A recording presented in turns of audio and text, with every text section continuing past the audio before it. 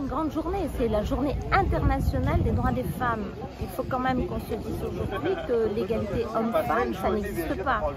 Et que cette journée qui est un peu écrasée par l'actualité politique et bien sûr la réforme de retraite, ça nous permet aussi de faire le lien entre les droits des femmes et la réforme des retraites qui est en train de piétiner encore plus, j'allais dire, la situation des femmes retraitées.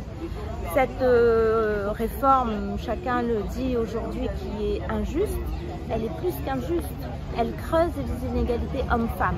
Parce qu'aujourd'hui, dans la réforme, par exemple, les femmes perdent des trimestres. Les femmes aujourd'hui ont droit à des trimestres quand elles ont des enfants.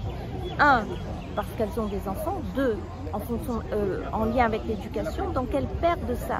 Donc en perdant ça, on leur enlève un bénéfice et on ne leur reconnaît pas cette fonction de mère qui est quand même une fonction éducative et de mère qui est très importante pour la société. La deuxième chose, c'est que du coup, on appauvrit encore plus les femmes qui, je le rappelle aujourd'hui, en termes de retraite, je ne parle que en termes de retraite, eh ben c'est 40% de moins que la retraite des hommes.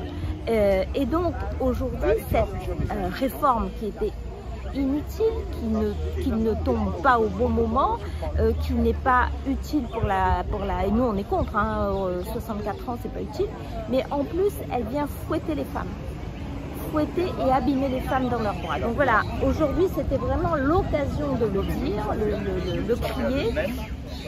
Et il y a encore beaucoup de boulot à faire.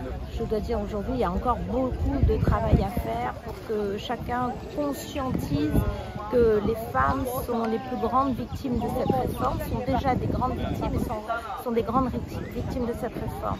À La Réunion, c'est 46% des femmes qui sont en situation de monoparentalité et donc qui sont en situation de grande pauvreté.